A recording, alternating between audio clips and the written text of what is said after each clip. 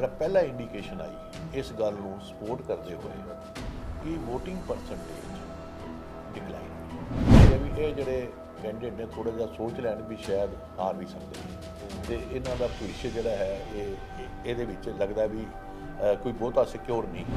ਔਰ ਹੁਣ ਆ ਗਈ ਗੱਲ ਡੇਰਾ ਇਫੈਕਟ। ਹੁਣ ਡੇਰਾ ਇਫੈਕਟ ਦੀ ਤੁਸੀਂ ਇੰਟਰਸਟਿੰਗ ਇਹ ਦੇਖੋ ਕਿ ਕੋਈ ਆਲਮੋਸਟ ਜਿਹੜੀਆਂ 19 ਸੀਟਾਂ 19-20 ਸੀਟਾਂ ਦੇ ਆਸ-ਪਾਸ ਸਟੇਜ 'ਤੇ ਖੜ੍ਹ ਕੇ ਜਿਹੜੀ ਬੀਜੇਪੀ ਦੀ ਸਟੇਜ 'ਤੇ ਉਹ ਕਾਂਗਰਸ ਨੂੰ ਰਗੜਾ ਲੈ ਰਿਹਾ ਵੀ ਕਾਂਗਰਸ ਨੇ ਕੁਝ ਨਹੀਂ ਕੀਤਾ ਤੇ ਕੈਪਟਨ ਸਾਹਿਬ ਨਾਲ ਬੈਠੇ ਆ। ਸਾਡਾ ਤਾਂ ਹਿਮਾਲਿਆ ਤੇ ਵੀ ਸ਼ੇਰੇ ਪੰਜਾਬ ਢਾਬਾ ਤੇ ਸਾਨੂੰ ਜੇ ਪੰਜਾਬੀਆਂ ਨੂੰ ਇਹ ਕਹਿ ਦੇਣਾ ਵੀ ਤੁਸੀਂ ਦੁਨੀਆ ਨੂੰ ਐਕਸਪਲੋਰ ਨਹੀਂ ਕਰੋਗੇ।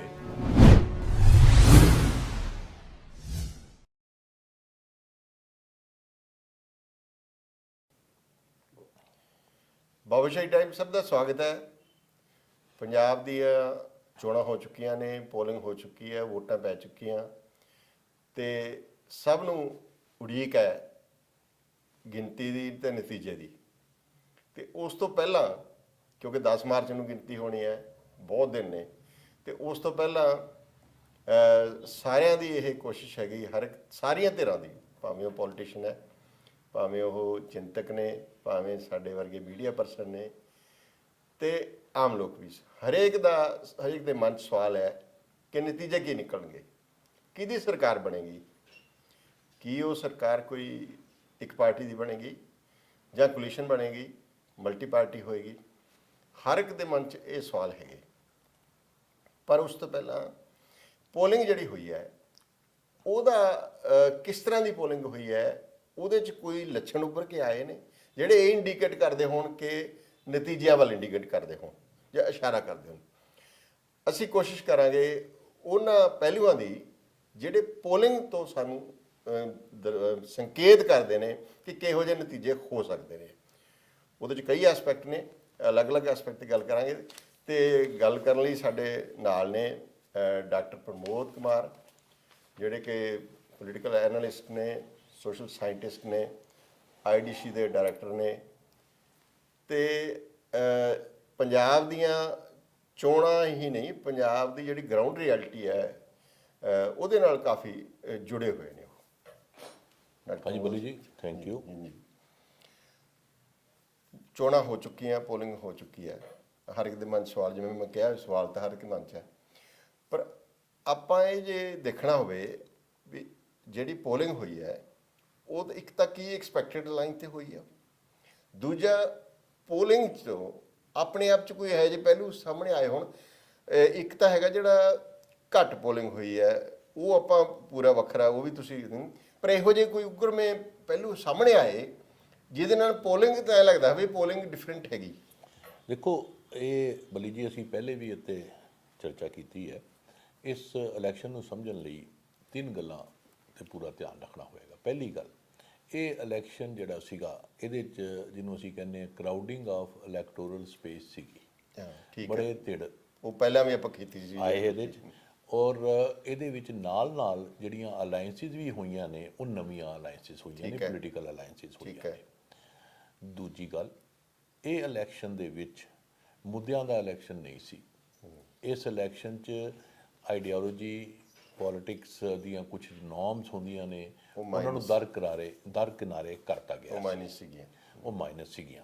ਔਰ ਇਹਦੇ ਨਾਲ ਅਸੀਂ ਇਹ ਵੀ ਗੱਲ ਕੀਤੀ ਸੀ ਕਿ ਕਿਸਾਨ ਐਜੀਟੇਸ਼ਨ ਤੋਂ ਬਾਅਦ ਦੇ ਪੰਜਾਬ ਦੀ ਸ਼ਾਇਦ ਰਾਜਨੀਤੀ ਬਦਲੇਗੀ, ਤੇ ਹੈਰਾਨਗੀ ਇਹ ਹੋਈ ਕਿ ਉਸ ਮੁੱਦੇ ਨੂੰ ਤੇ ਕਿਸੇ ਨੇ ਗੱਲਬਾਤ ਵੀ ਨਹੀਂ ਕੀਤੀ, ਚਰਚਾ ਹੀ ਵੀ ਨਹੀਂ ਬਣੀ। ਇਹ ਦੂਜਾ, ਪਹਿਲੀ ਉਸ ਵੀ ਕੀਤਾ ਸੀ, ਜਦੋਂ ਪਹਿਲਾਂ ਗੱਲ ਉਦੋਂ ਵੀ ਕੀਤਾ ਸੀ। ਦੂਜਾ ਆਸਪੈਕਟ ਇਹਦੇ 'ਚ ਇਹ ਹੈ। ਤੀਸਰਾ ਆਸਪੈਕਟ ਕਿ ਤੁਹਾਨੂੰ ਹੈਰਾਨਗੀ ਹੋਏਗੀ ਵੀ ਇਸ ਇਲੈਕਸ਼ਨ 'ਚ ਜਿਹੜਾ ਇੱਕ ਮੈਨੀਫੈਸਟੋ ਹੁੰਦਾ ਉਹਨੂੰ ਵੀ ਬੜਾ ਨੌਨ ਸੀਰੀਅਸਲੀ ਲਿਆ ਗਿਆ। ਔਰ ਇੱਕ ਪਾਰਟੀ ਨੇ ਤਾਂ ਆਪਣਾ ਮੈਨੀਫੈਸਟੋ ਲਿਆਂਦਾ ਹੀ ਨਹੀਂ। ਆਮ ਆਦਮੀ ਪਾਰਟੀ ਨੇ ਚਰਚਾ ਦੇ ਡਿਮਾਂਡ ਇਹ ਸੀ ਵੀ ਇਹਨੂੰ ਕਾਨੂੰਨੀ ਸ਼ਕਲ ਦਿਓ, ਤੇ ਹੋਇਆ ਉਲਟਾ।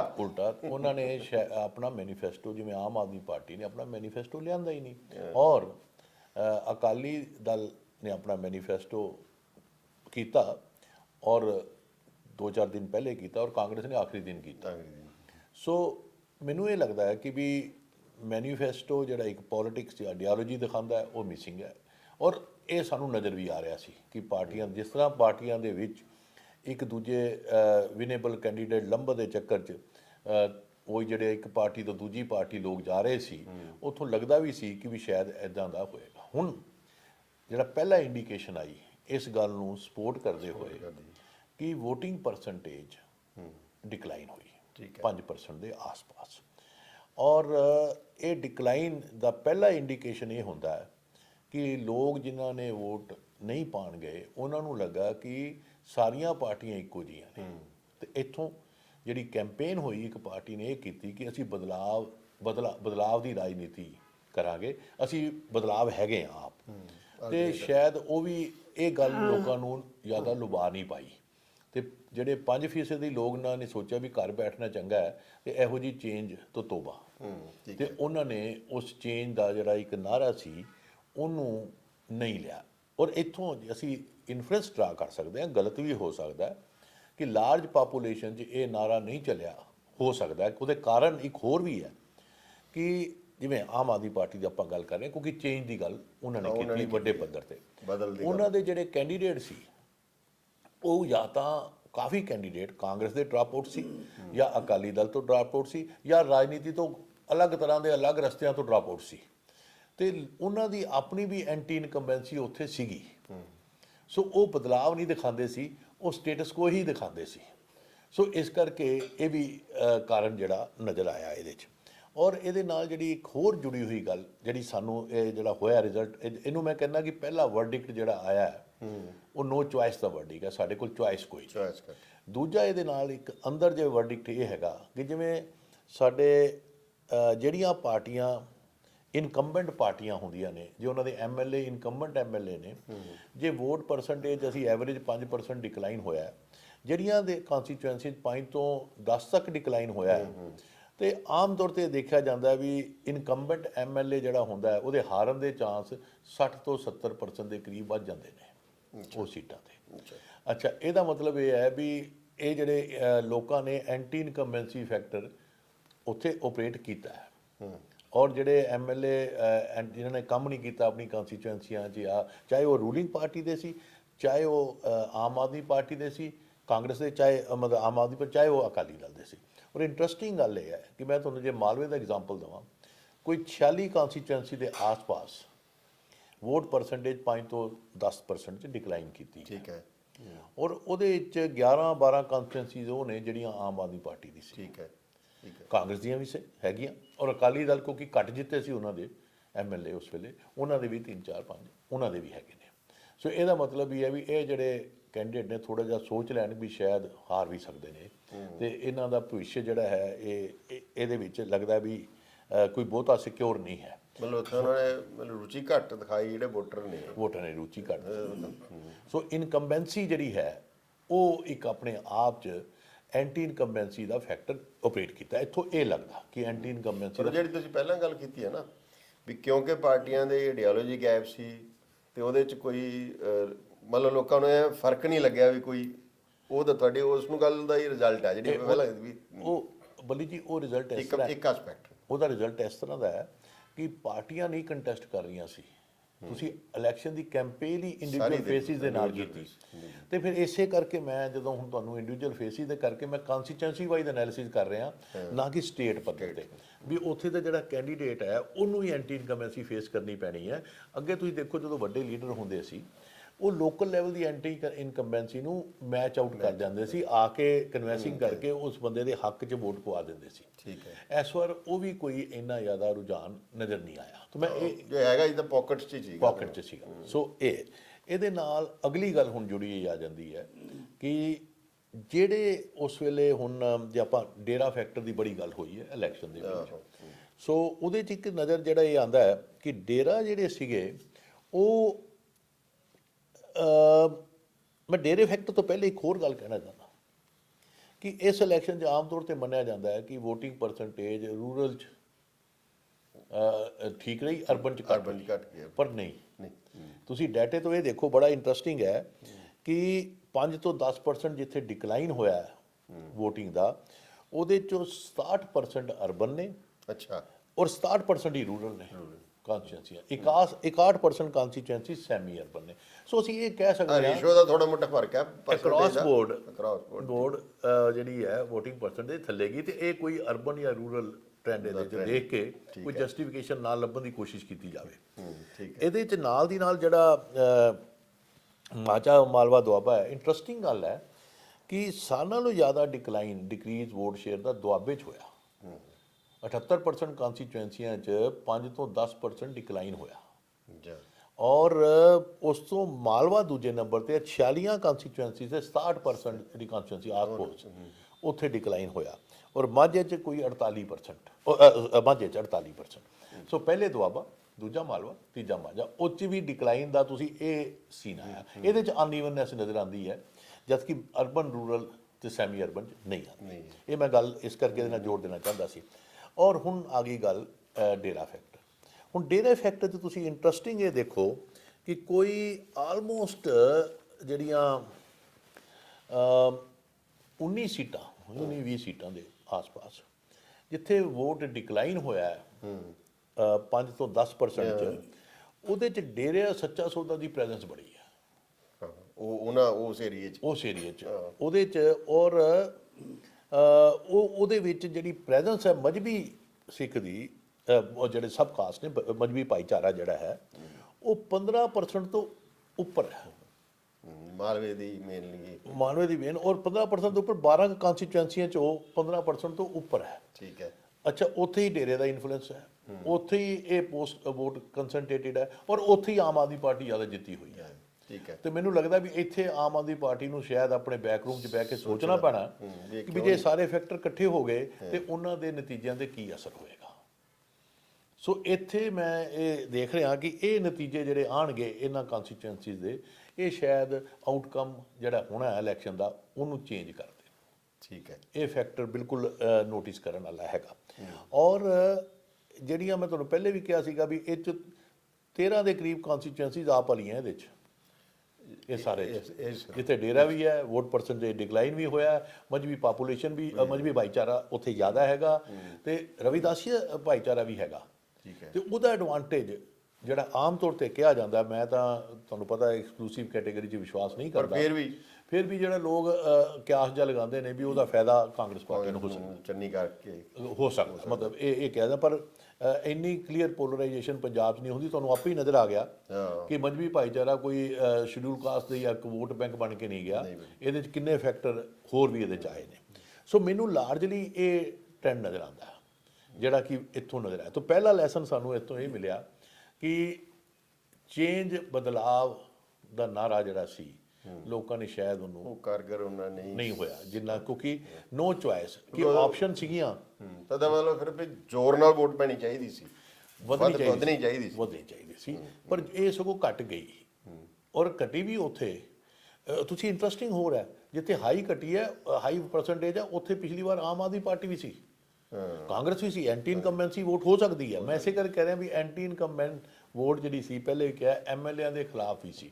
ਔਰ ਜਿਹੜੇ ਕੈਂਡੀਡੇਟ ਪੁਰਾਣੇ ਐਮਐਲਏ ਦੂਜੀਆਂ ਪਾਰਟੀ ਤੋਂ ਖੜੇ ਹੋਏ, ਤੇ ਉਹ ਪਾਰਟੀਆਂ ਨੇ ਇਹ ਨਾ ਸੋਚਣ ਕਿ ਇਹ ਉਹ ਕਰਕੇ ਜਿੱਤ ਸਕਦੇ। ਪਰ ਇੱਕ ਗੱਲ, ਪਿਛਲੀਆਂ ਜਿਹੜੀਆਂ ਇਲੈਕਸ਼ਨਾਂ ਹੁੰਦੀਆਂ ਰਹੀਆਂ ਉਦੋਂ ਕੁਛ ਮਤਲਬ ਇੱਕ ਦੋ ਵਾਰੀ ਇੱਦਾਂ ਵੀ ਹੋਇਆ ਨਾ ਵੀ ਪਰਸੈਂਟੇਜ ਘਟੀ, ਪਰ ਸਰਕਾਰ ਤਾਂ ਫਿਰ ਵੀ ਚੇਂਜ ਹੋਈ। ਇਸ ਤਰ੍ਹਾਂ ਦਾ ਹੁੰਦਾ ਰਿਹਾ। ਕਿਉਂਕਿ ਪਿਛਲੀਆਂ ਇਲੈਕਸ਼ਨਾਂ 'ਚ ਨਾ ਪਾਰਟੀਆਂ ਦਾ ਵੀ ਰੋਲ ਹੁੰਦਾ ਸੀ। ਮੈਂ ਜਿਹੜਾ ਅਸੀਂ ਕਰ ਰਹੇ ਹਾਂ, ਤਾਂ ਇਸੇ ਕਰਕੇ ਅਸੀਂ ਹਰ ਵਾਰ ਇਹ ਗੱਲ ਕਹਿ ਦਿੰਦੇ ਹਾਂ ਵੀ ਕਿਆਸ ਲਗਾਉਣਾ ਔਖਾ ਹੈ, ਕਿਉਂਕਿ 117 ਇਲੈਕਸ਼ਨ ਨੇ, ਔਰ ਹਰ ਕਾਂਸਟੀਚੁਐਂਸੀ ਇੱਕ ਆਪਣੇ ਆਪ 'ਚ ਸਟੋਰੀ ਹੈ। ਉੱਥੇ ਇੱਕ ਕਹਾਣੀ ਲਿਖੀ ਜਾ ਸਕਦੀ ਹੈ ਪੂਰੀ। ਉੱਥੇ ਤੁਸੀਂ ਪੂਰਾ ਦੱਸ ਸਕਦੇ ਹੋ ਵੀ ਕਿਹੜਾ ਕਿਹਨੂੰ ਕ੍ਰਾਸ ਵੋਟਿੰਗ ਹੋਈ ਹੈ ਤੇ ਕਿਤੇ ਕੌਣ ਕਿਹਦੇ ਨਾਲ ਗਿਆ। ਤੇ ਇਹ ਇੰਨਾ ਕੁ ਕੋਈ ਮੈਨੂੰ ਲੱਗਦਾ ਹੈ ਜਿਵੇਂ ਅਮਿਤ ਸ਼ਾਹ ਜੀ ਨੇ ਕਿਹਾ ਵੀ ਕੋਈ ਜੋਤਸ਼ੀ ਹੀ ਇਹਦੀ ਕਰ ਸਕਦਾ। ਮੈਂ ਪੁੱਛਣ ਹੀ ਲੱਗਿਆ ਸੀ ਵੀ ਅਮਿਤ ਸ਼ਾਹ ਜਿਹੜਾ ਮੁਲਕ ਦਾ ਹੋਮ ਮਿਨਿਸਟਰ, ਜਿਹਦੇ ਕੋਲੇ ਪਿੰਡ ਦੀ ਇੰਟੈਲੀਜੈਂਸ ਦੀ ਰਿਪੋਰਟ ਹੋਣੀ ਚਾਹੀਦੀ ਹੈ ਜਾਂ ਹੁੰਦੀ ਸਮਝੀ ਜਾਂਦੀ ਹੈ, ਤੇ ਉਹ ਜੇ ਹੱਥ ਖੜੇ ਕਰ ਰਿਹਾ ਹੈ ਇਹਦਾ ਮਤਲਬ ਇੰਨਾ ਕੰਪਲੈਕਸ। ਔਰ ਇਸ ਕਰਕੇ ਮੈਨੂੰ ਲੱਗਦਾ ਵੀ ਆਪਾਂ ਅਮਿਤ ਸ਼ਾਹ ਜੀ ਨਾਲ ਕੰਪੀਟ ਕਰਨ ਦਾ ਰਿਸਕ ਨਾ ਹੀ ਲਈਏ। ਆਪਾਂ ਇਹ ਗੱਲ ਨੂੰ ਕੰਸੀਡ ਕਰ ਦਈਏ ਕਿ ਵੀ ਕਿਆਸ ਲਗਾਉਣਾ ਔਖਾ ਹੈ, ਔਰ ਦੂਜੀ ਗੱਲ ਕੰਸੀਡ ਕਰੀਏ ਕਿ ਅਸੀਂ ਜੋਸ਼ੀ ਵੀ ਹੈ ਨਹੀਂ। ਠੀਕ ਹੈ। ਸੋ ਇਹ ਦੋ ਗੱਲਾਂ ਦੇ ਨਤੀਜੇ ਮੈਨੂੰ ਜਿਹੜਾ ਨਜ਼ਰ ਆਉਂਦਾ। ਠੀਕ ਹੈ।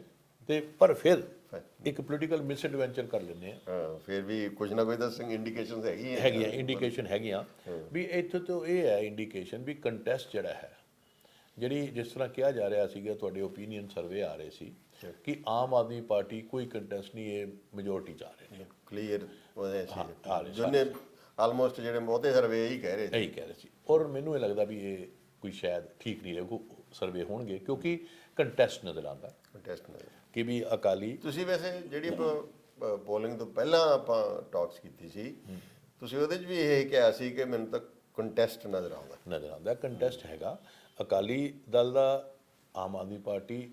ਮੈਂ ਇਹ ਕਹਿ ਸਕਦਾ ਵੀ ਫਰੰਟ ਰਨਰ ਦਾ ਕੰਟੈਸਟ ਦੋਨਾਂ 'ਚ ਹੈ। ਕਾਂਗਰਸ ਨੇੜੇ ਤੇੜੇ ਪਿੱਛੇ ਜਾ, ਉਹ ਕੰਟੈਸਟ ਨਹੀਂ ਹੈ ਕਿਉਂਕਿ ਉਹਨਾਂ ਦੀ ਵੀ। ਅੱਛਾ, ਹੁਣ ਦੂਜੀ ਗੱਲ ਜੁੜੀ ਆਈ, ਇੱਕ ਨਵਾਂ ਜਿਹੜੀ ਅਲਾਇੰਸ ਆਈ ਸੀ ਭਾਰਤੀ ਜਨਤਾ ਪਾਰਟੀ ਦੀ, ਕੈਪਟਨ ਸਾਹਿਬ ਦੀ ਤੇ ਢੀਂਡਸਾ ਸਾਹਿਬ ਦੀ ਜਿਹੜੀ ਅਲਾਇੰਸ ਨਵੀਂ ਆਈ। ਹੁਣ ਦੇਖੋ ਉਸ ਅਲਾਇੰਸ ਦਾ ਬਿਗਨਿੰਗ ਕੋਈ ਬਹੁਤਾ ਵਧੀਆ ਨਹੀਂ ਹੋਇਆ। ਉਹ ਇਸ ਕਰਕੇ ਵੀ ਨਹੀਂ ਹੋਇਆ ਕਿ ਇੱਕ ਪਾਰਟੀ, ਇੱਕ ਅਲਾਇੰਸ ਪਾਰਟਨਰ 10 ਸਾਲ ਰਾਜ ਕੀਤਾ ਬੀਜੇਪੀ ਨੇ ਅਕਾਲੀ ਦਲ ਨਾਲ, ਔਰ ਦੂਸਰੇ ਪਾਰਟਨਰ ਨੇ ਉਸ ਤੋਂ 5 ਸਾਲ ਕੀਤਾ। ਪਹਿਲਾਂ ਉਹ ਤਾਜ਼ਾ ਹੀ ਹੈ, ਉਹ ਤਾਜ਼ਾ ਹੈ। 15 ਸਾਲ ਇਹ ਅਲਾਇੰਸ ਪਾਵਰ 'ਚ ਰਹੀ। ਠੀਕ ਹੈ। ਤੇ ਹੁਣ 15 ਸਾਲ ਇਹ ਬੀਜੇਪੀ ਦੀ ਤਾਂ ਮਤਲਬ ਸੈਂਟਰ 'ਚ ਹੁਣ ਵੀ ਪਾਵਰ 'ਚ ਹੈ।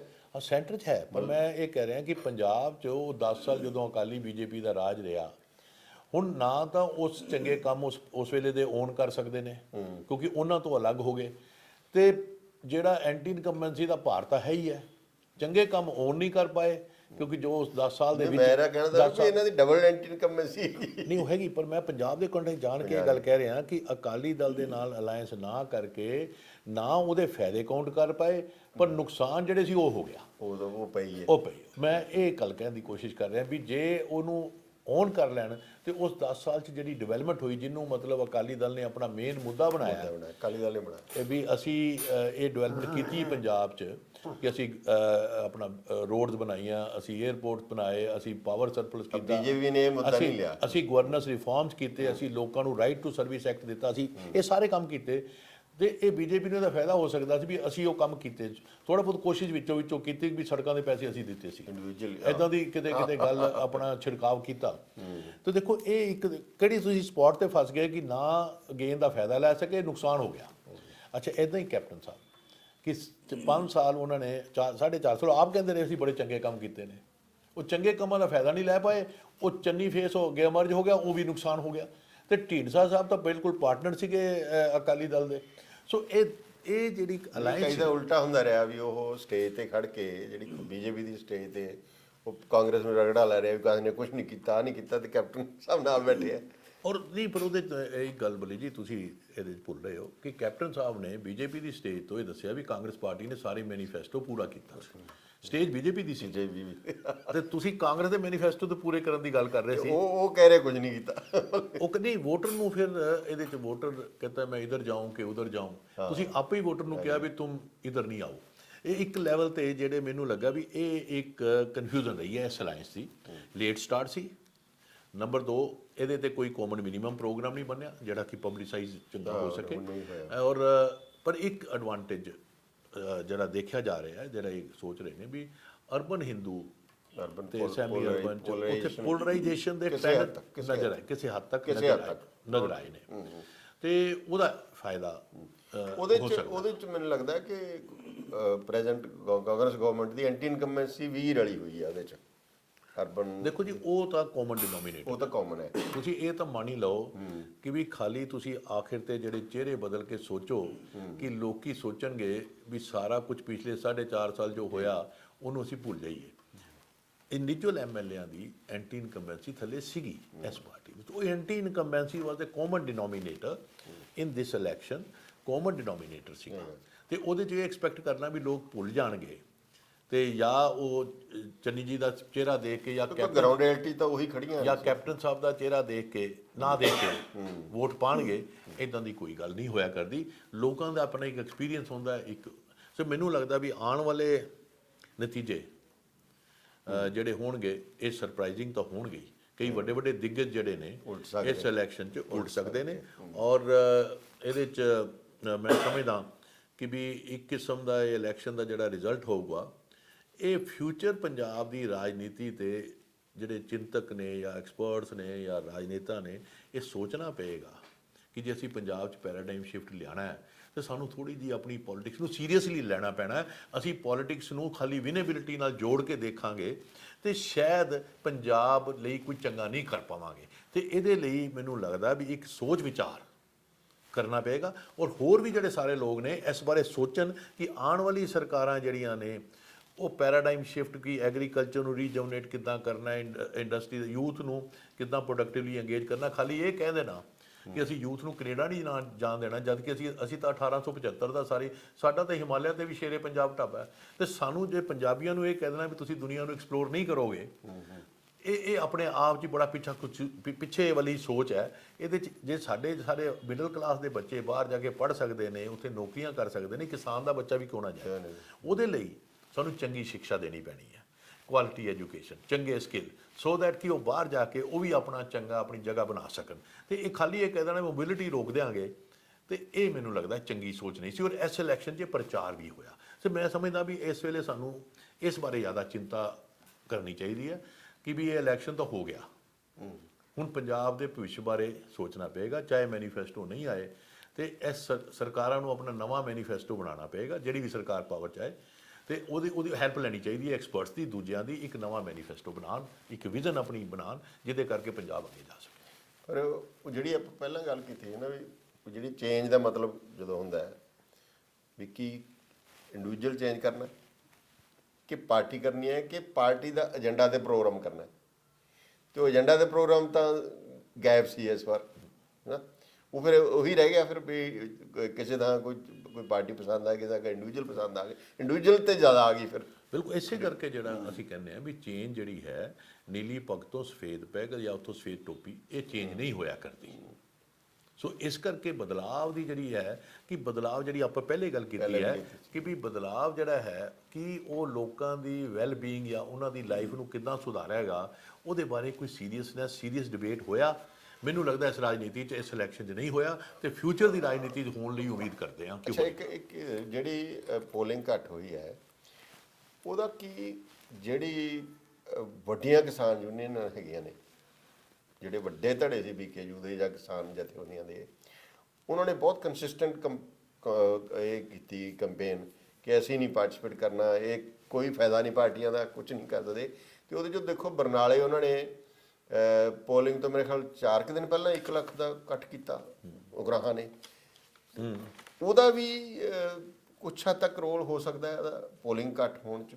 ਦੇਖੋ ਬਿਲਕੁਲ ਹੋ ਸਕਦਾ ਹੈ ਕਿਉਂਕਿ ਮੈਂ ਉਹ ਇੱਕ ਮੂਵਮੈਂਟ ਤੋਂ ਨਿਕਲ ਕੇ ਲੋਕ ਆਏ ਸੀ ਔਰ ਜਿਹੜੇ ਉਹਨਾਂ ਦੀ ਗੱਲ ਵੀ ਸੁਣੀ ਜਾਂਦੀ ਹੈ, ਜਿਹੜੇ ਉਹ ਪਾਰਟੀਆਂ ਜਿਹੜੀਆਂ ਸੀਗੀਆਂ ਜਿਨ੍ਹਾਂ ਨੇ ਕਿਸਾਨ ਯੂਨੀਅਨ ਦੀ ਲੀਡਰਸ਼ਿਪ ਸੀ, ਉਹਨਾਂ ਦਾ ਹੋ ਸਕਦਾ ਰੋਲ। ਬਿਲਕੁਲ ਇਹਦੇ 'ਚ ਕਈ ਫੈਕਟਰ ਹੋਣਗੇ ਤੇ ਇਹਦਾ ਮਤਲਬ ਇਹ ਹੈ ਵੀ ਉਹਨਾਂ ਦਾ ਰੋਲ ਤਾਂ ਇਹੀ ਹੈ ਨਾ ਜਿੱਥੋਂ ਅਸੀਂ ਗੱਲ ਸ਼ੁਰੂ ਕੀਤੀ ਸੀ ਉਹੀ ਮੈਂ ਜੋੜ ਦਿੱਤਾ ਕਿ ਇਹ ਬਦਲਾਵ ਦੀ ਰਾਜਨੀਤੀ ਨਹੀਂ ਹੈ ਤੇ ਇਸੇ ਕਰਕੇ ਤਾਂ ਉਸੇ ਡਿਸਕੋਰਸ ਦਾ ਉਹ ਹਿੱਸਾ ਸੀ। ਮੈਂ ਉਹੀ ਕਹਿਣਾ ਬਾਈ ਵੀ ਉਹ ਵੀ ਇਹ ਕਹਿ ਰਹੇ ਸੀ ਨਾ ਵੀ ਇਹ ਸਾਰੇ ਇੱਕੋ ਜਿਹੇ ਇਹ ਇੱਦਾਂ ਨਹੀਂ ਵੀ ਅਸੀਂ ਆਪਣਾ ਭਲਾ ਅਸੀਂ ਆਪ ਹੀ ਕਰ ਸਕਦੇ, ਪ੍ਰੈਸ਼ਰ ਗਰੁੱਪ ਬਣਾ ਕੇ ਜਾਂ ਹੋਰ ਕਰਦੇ ਵੀ ਇਹ ਕੋਈ ਨਹੀਂ ਹੈਗਾ ਇਹਨਾਂ 'ਚੋਂ ਸਾਡਾ ਸਵਾਰਨ ਵਾਲਾ। ਉਹਨਾਂ ਨੇ ਵੀ ਇਹੀ ਗੱਲ, ਮੈਂ ਇਸੇ ਕਰਕੇ ਕਿਹਾ ਵੀ ਇਹ ਉਸੇ ਡਿਸਕੋਰਸ ਦਾ ਹਿੱਸਾ ਸੀ ਜਿਹੜਾ ਵਰਡਿਕਟ ਇਸ ਇਲੈਕਸ਼ਨ ਨੇ ਨੌਨ ਵੋਟਰਸ ਨੇ ਇਹ ਦੇਤਾ ਹੈ ਵੀ ਕੋਈ ਚੁਆਇਸ ਅਵੇਲੇਬਲ ਨਹੀਂ, ਆਪਸ਼ਨਸ ਬੜੀਆਂ ਨੇ, ਕਰਾਊਡਿੰਗ ਬਹੁਤ ਹੈ, ਚਿਹਰੇ ਬੜੇ ਨੇ, ਪਰ ਉਹ ਚਿਹਰਾ ਸਾਨੂੰ ਕੋਈ ਲੱਗਦਾ ਹੈ ਚੇਂਜ ਵਾਲਾ ਚਿਹਰਾ ਨਹੀਂ ਹੈ। ਇਹ ਵਰਡਿਕਟ ਹੈ ਤੇ ਇਹੀ ਸਾਡੇ ਲਈ ਲੈਸਨ ਹੈ ਕਿ ਆਉਣ ਵਾਲੇ ਸਮੇਂ 'ਚ ਅਸੀਂ ਲੋਕਾਂ ਲਈ ਚੰਗੀਆਂ ਚੁਆਇਸਿਸ ਕ੍ਰੀਏਟ ਕਰੀਏ, ਕਿ ਚੁਆਇਸ ਲਿਮਿਟ ਨਾ ਕਰੀਏ, ਚੁਆਇਸਿਸ ਨੂੰ ਵਧਾਈਏ ਜਿਹਦੇ ਨਾਲ ਉਹਨਾਂ ਦਾ ਵੈਲਬੀਇੰਗ ਵੀ ਵਧੀਆ ਹੋਵੇ ਔਰ ਉਹਦੇ ਲਈ ਸੋਚ ਵਿਚਾਰ ਹੋਵੇ। ਪਰ ਇੱਕ ਪ੍ਰਭਾਵ ਹੈਗਾ ਕਿ ਕੁਝ ਜਿਹੜੀਆਂ ਪਾਕਟਸ ਹੈਗੀਆਂ, ਕੁਝ ਹਲਕੇ ਜਿਵੇਂ ਲਾਸਟ ਮੂਮੈਂਟ ਤੇ ਕਈ ਵਾਰੀ ਕੋਈ ਇਮੋਸ਼ਨਲ ਮੁੱਦੇ ਆ ਜਾਂਦੇ ਆ, ਜਿਵੇਂ ਦੀਪ ਸਿੱਧੂ ਵਾਲਾ ਆ ਗਿਆ।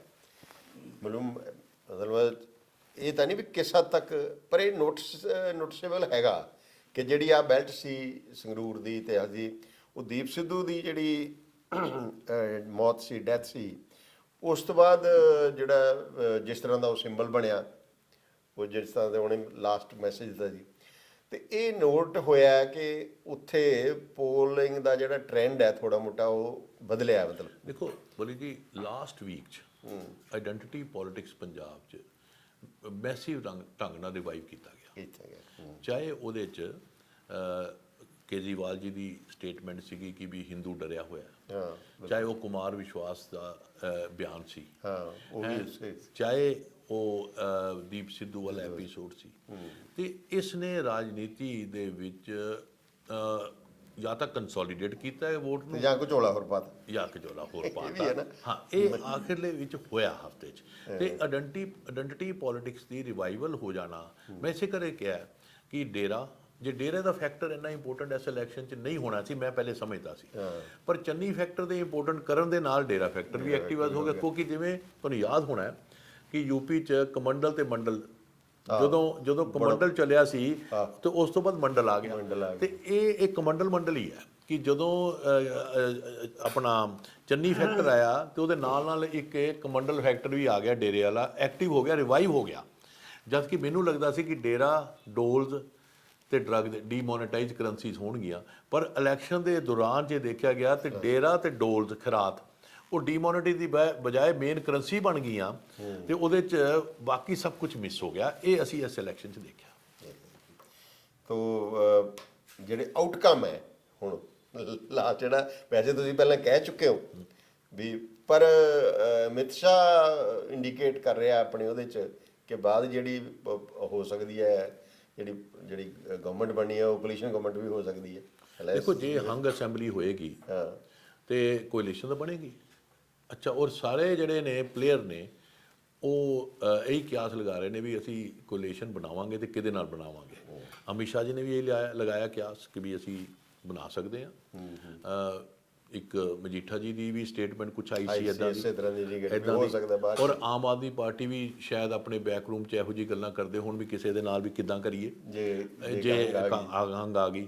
ਤੇ ਕਾਂਗਰਸ ਵੀ ਸੋਚ ਰਹੀ ਹੈ ਵੀ ਹੋ ਸਕਦਾ।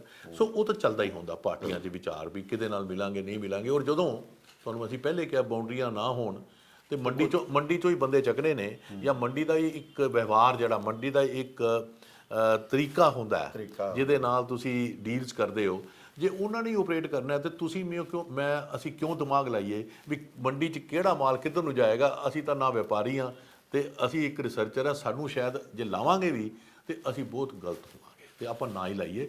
ਤੇ ਇਲੈਕਸ਼ਨ ਹੰਗ ਹੈ, ਲੱਗਦਾ ਅੱਜ ਦੀ ਡੇਟ 'ਚ।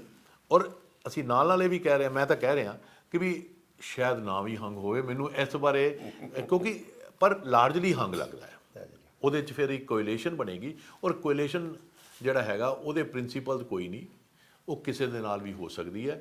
ਇਹ ਅਸੀਂ 10 ਮਾਰਚ ਤੱਕ ਛੱਡ ਦਈਏ, ਉਸ ਤੋਂ ਬਾਅਦ ਦੇਖਾਂ ਕੀ ਹੁੰਦਾ। ਤੋ ਜੀ ਡਾਕਟਰ ਪ੍ਰਮੋਦ ਕਹਿੰਦੇ ਵੀ ਨਾ ਤਾਂ ਅਸੀਂ ਜੋਤਸ਼ੀ ਹਾਂ ਤੇ ਨਾ ਹੀ ਅਸੀਂ ਵਪਾਰੀ ਹਾਂ ਜਿਨ੍ਹਾਂ ਨੇ ਕਮਰਸ਼ੀਅਲ ਕੰਮ ਕਰਨੇ ਆ। ਸੋ ਅਸੀਂ ਤਾਂ ਬਾਹਰ ਬੈਠ ਕੇ ਹਿਸਾਬ ਲਾ ਸਕਦੇ ਹਾਂ, ਤੇ ਸਾਡਾ ਹਿਸਾਬ ਇਹ ਕਹਿੰਦਾ ਵੀ ਗੁੰਝਲਦਾਰ ਬੜੀ ਸੀ ਐਤਕੀ ਪੋਲਿੰਗ ਦੇ ਆਖਰੀ ਹਫ਼ਤੇ। ਜੋ ਕੁਝ ਹੋਇਆ, ਜਿਹੜੀ ਆਇਡੈਂਟੀਟੀ ਪੋਲਿਟਿਕਸ ਹੋਈ, ਉਹਦੇ ਨਾਲ ਹੋਰ ਗੁੰਝਲਦਾਰ ਹੋ ਗਈ ਉਹ ਪਹਿਲਾਂ ਨਾਲੋਂ ਵੀ। ਤੇ ਨਤੀਜਾ ਬਾਈ ਐਂਡ ਲਾਰਜ ਬੇਸ਼ੱਕ ਵੀ ਐਂ ਲੱਗਦਾ ਵੀ ਹੰਗ ਹੋ ਸਕਦੀ ਹੈ, ਕਿਉਂਕਿ ਲੀਡਰ ਗੱਲਾਂ ਕਰੀ ਜਾਂਦੇ ਨੇ, ਉਹਨਾਂ ਨੂੰ ਵੀ ਕੋਈ ਇੰਡੀਕੇਸ਼ਨਾਂ ਹੋਈਆਂ ਹੋਣਗੀਆਂ ਨਾ। ਤੇ ਇਸ ਕਰਕੇ ਅਸੀਂ ਉਹਨਾਂ ਤੋਂ ਹਿਸਾਬ ਲਾਈਏ, ਜੇ ਅਮਿਤ ਸ਼ਾਹ ਹੋਰੀ ਕਹਿ ਰਹੇ ਨੇ ਵੀ ਕੋਲੀਸ਼ਨ ਬਣ ਸਕਦੀ ਹੈ ਤੇ ਅਕਾਲੀ ਲੀਡਰ ਵੀ ਬੋਲ ਰਹੇ ਨੇ, ਤੇ ਉਹਦਾ ਇੰਡੀਕੇਸ਼ਨਸ ਮਿਲਦੀਆਂ ਨੇ। ਪਰ ਫਿਰ ਵੀ ਅਜੇ ਇੰਨੀ ਕੰਪਲੈਕਸ ਹੈਗੀ ਇਹਦੇ, ਜਿਹੜੇ ਪੰਜਾਬ ਦੇ ਇੰਨੇ ਫੈਕਟਰ ਰਲ ਗਏ, ਤੇ ਕਿਉਂਕਿ ਮੁੱਦਿਆਂ ਦੀ ਤੇ ਆਈਡੀਆਲੋਜੀ ਦੀ ਤਾਂ ਰਹੀ ਨਹੀਂ ਸੀ ਇਲੈਕਸ਼ਨ, ਡਾਕਟਰ ਪ੍ਰਮੋਦ ਦਾ ਇਹ ਕਹਿਣਾ। ਇਸ ਕਰਕੇ ਹੋਰ ਵੀ ਘਚੋਲਾ ਹੈ। ਇੰਡੀਵਿਜੂਅਲ ਫੈਕਟਰ ਜਿਹੜੇ ਇਕੱਲੇ ਹਲਕੇ ਦੇ ਬਹੁਤ ਰੋਲ ਪਲੇ ਕੀਤੇ ਨੇ ਉਹਦੇ 'ਚ, ਇੰਡੀਵਿਜੂਅਲ ਐਂਟੀ ਇਨਕਮਬੈਂਸੀ ਵੀ ਰੋਲ ਪਲੇ ਕੀਤਾ। ਇਸ ਕਰਕੇ ਹਿਸਾਬ ਲਾਉਣਾ ਤਾਂ ਬਹੁਤ ਮੁਸ਼ਕਿਲ ਹੈ, ਬਿਲਕੁਲ ਸਪਸ਼ਟ ਕਲੀਅਰ। ਮੈਨੂੰ ਯਾਦ ਆ ਕਿ ਪਿਛਲੀ ਵਾਰੀ ਡਾਕਟਰ ਪ੍ਰਮੋਦ ਹੋਰਾਂ ਨੇ ਤੇ ਅਸੀਂ ਪਹਿਲਾਂ ਆਲਮੋਸਟ ਇਸ ਗੱਲ 'ਤੇ ਸਹਿਮਤ ਹੋ ਗਏ ਸੀ ਵੀ ਕਾਂਗਰਸ ਆ ਰਹੀ ਹੈ। ਮਤਲਬ ਮੇਰੇ ਖਿਆਲ ਇੱਕ ਹਫ਼ਤਾ, 1.5 ਹਫ਼ਤਾ ਪਹਿਲਾਂ ਸਾਨੂੰ ਕਲੀਅਰ ਹੀ ਨਹੀਂ, ਪਰ ਇਸ ਵਾਰ ਹਿਸਾਬ ਲਾਉਣਾ ਕਾਫੀ ਔਖਾ ਹੈ, ਤੇ ਸਾਨੂੰ 10 ਮਾਰਚ ਦੀ ਉਡੀਕ ਕਰਨੀ ਪਏਗੀ। ਮਿਹਰਬਾਨੀ।